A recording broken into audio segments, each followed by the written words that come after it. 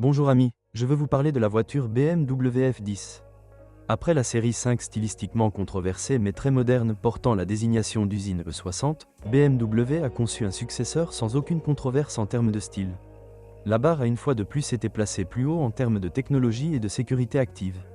Cependant, la désignation a été modifiée en F10, F11 Break, ce qui indiquait une véritable percée et une gamme de modèles complètement nouvelle.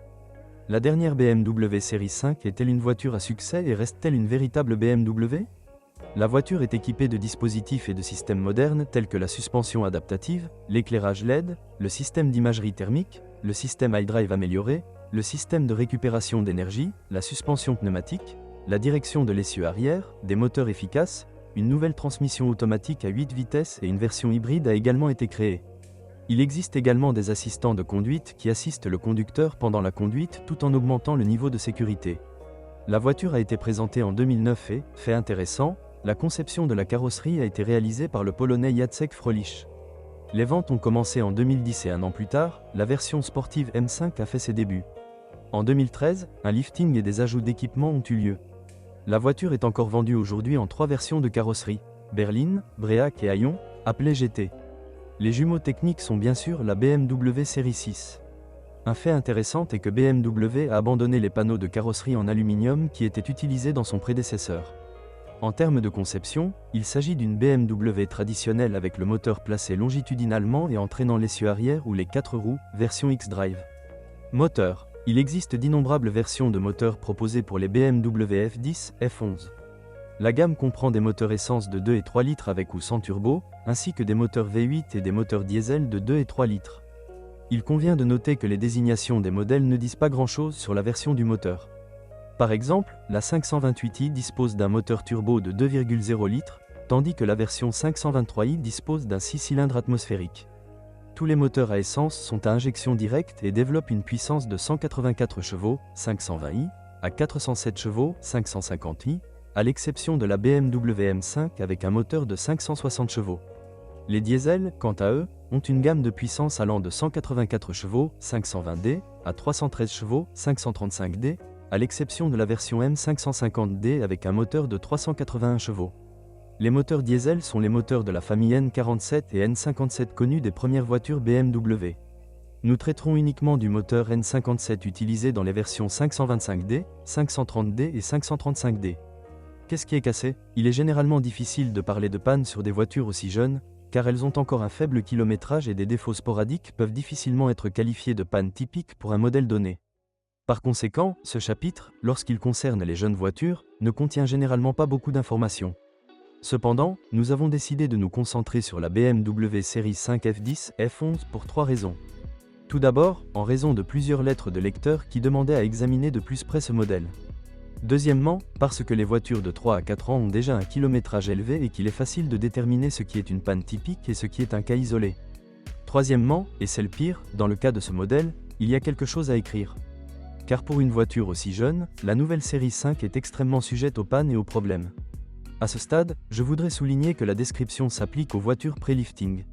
Bien sûr, les rappels ne sont pas une nouveauté, tant pour les marques généralement considérées comme bon marché que pour celles qui vendent des voitures de luxe.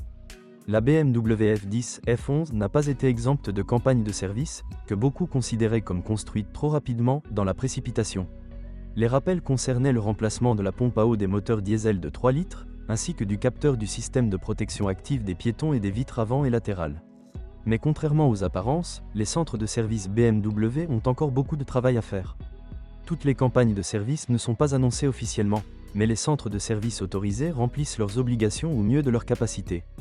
Un exemple serait le remplacement d'un essieu directeur arrière défectueux. Il n'y a pas non plus de problème à remplacer le logiciel contrôlant les boîtes de vitesses automatiques ZF8HP, qui peuvent soit avoir des à-coups, soit refuser complètement de coopérer. Il vaut la peine d'en prendre soin en changeant régulièrement l'huile, car cela peut même entraîner une défaillance mécanique de la boîte de vitesse.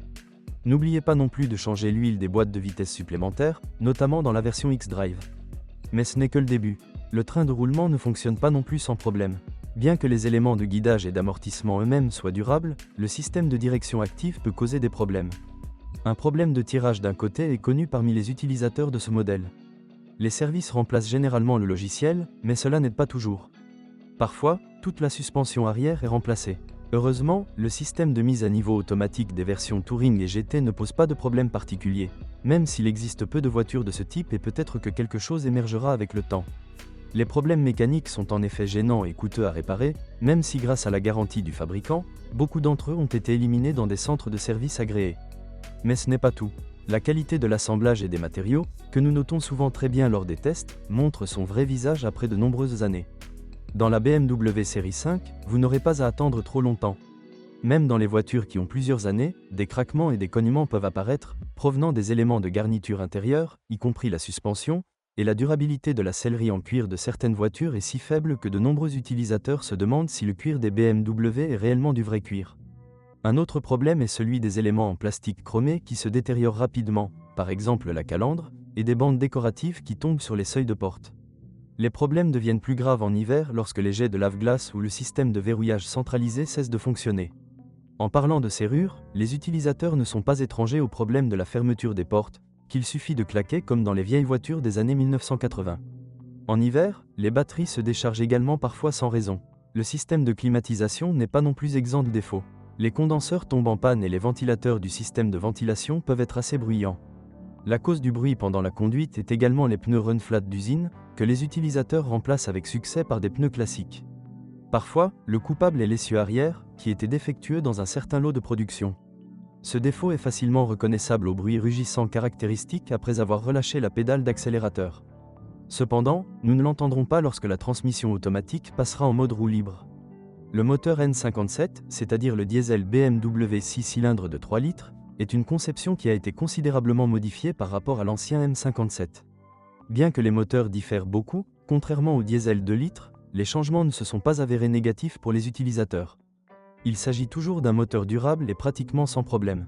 Comme dans le plus petit N47, la chaîne de distribution a été déplacée du côté de l'embrayage, ce qui rend son entretien très coûteux, mais il n'y a actuellement aucun problème avec elle. Si cela se produit, nous vous conseillons de vous rendre d'abord dans un centre de service agréé et de vérifier si BMW a émis un rappel. Dans le moteur N47, la courroie de distribution peut être remplacée gratuitement, unité sélectionnée, mais une seule fois. Malheureusement, le diesel de 3 litres génère un couple énorme, à partir de 450 Nm, ce qui expose sérieusement les boîtes de vitesse à des surcharges, parfois remplacées lors de l'entretien. Le seul problème pour les propriétaires des versions 525D, 530D et 535D pourrait être le système de post-traitement des gaz d'échappement, qui nécessite un remplissage en liquide AdBlue. Cela vaut la peine de garder un œil là-dessus. En résumé, le seul élément certain de la nouvelle BMW série 5 avec moteur diesel de 3 litres est le moteur. Le taux de panne de la voiture est terrifiant, et les frais de réparation sont heureusement couverts en totalité ou en partie par les centres de service agréés pour l'instant, car la voiture est relativement jeune et le centre de service agréé admet de nombreux accidents. Il existe cependant des clients mécontents, car les mécaniciens des stations-service agréées terminent souvent leur travail en changeant le logiciel, en espérant que le client ne reviendra pas. Il y a des gens qui ont déjà fait remplacer les boîtes de vitesse, les essieux et les vitres, ce qui ne devrait pas arriver sur une voiture aussi jeune. Une autre chose est que les propriétaires qui n'ont aucun problème avec leur voiture n'écrivent tout simplement pas sur les forums et ne se plaignent pas, profitant d'une technologie fantastique, de moteurs puissants et d'une suspension brillante. Nous pensons que la majorité le sont, mais la BMW F10 F11 est néanmoins une voiture à haut risque. Personne ne sera probablement surpris d'apprendre que les pièces d'origine de ce modèle sont très chères. La situation n'est pas différente dans le cas des substituts, dont il n'existe pas beaucoup sur le marché. Vous pourriez toutefois être agréablement surpris par les prix bas des substituts sélectionnés, voire tableau. En principe, tous les composants fonctionnels du système de suspension et de freinage sont faciles à obtenir. Les fabricants de pièces de rechange ont déjà développé des bras de suspension supérieurs avant avec des broches remplaçables. Est-ce que ça vaut le coup? Oui, à condition que la voiture soit du premier propriétaire, toujours sous garantie et régulièrement entretenue. Il vaut la peine de vérifier combien de réparations sont enregistrées dans le carnet d'entretien. Contrairement aux apparences, acheter une voiture avec un faible kilométrage peut être plus risqué qu'une voiture avec un kilométrage plus élevé. Avec un kilométrage plus élevé, les défauts décrits ici ont soit déjà été réparés, soit nous avons affaire à une voiture sans défaut majeur, car ils sont nombreux. Si la voiture a eu plusieurs propriétaires, vous pouvez soupçonner qu'il y a un problème. Il est absolument nécessaire de se rendre dans un centre de service agréé avant l'achat, ou au moins dans un atelier spécialisé, de préférence en dehors du lieu de résidence du propriétaire. Vous devez être extrêmement prudent et méfiant. La voiture est superbe, mais le risque reste énorme. En règle générale, nous déconseillons l'achat d'une BMW F10, F11 d'occasion des premières années modèles, car ce sont les voitures de 2010 à 2011 qui présentent les plus gros problèmes. Un meilleur choix serait une BMW E60 bien entretenue et bien entretenue, datant de la fin de production. Merci de m'écouter, n'oubliez pas de vous abonner à la chaîne et de noter ma vidéo. Si vous connaissez des problèmes avec cette voiture que je n'ai pas mentionné, assurez-vous de les publier dans les commentaires. Bonjour les amis, vous cherchez une voiture d'occasion, vous devez prêter attention au site web carm.pro. Carm.pro est grand catalogue de voitures, moteurs, boîtes de vitesse. Et le meilleur, c'est que vous pouvez trouver des informations sur les pannes de n'importe quelle pièce, complètement gratuit. Allez sur le site web carm.pro et découvrez tous les éventuels points faibles des voitures d'occasion.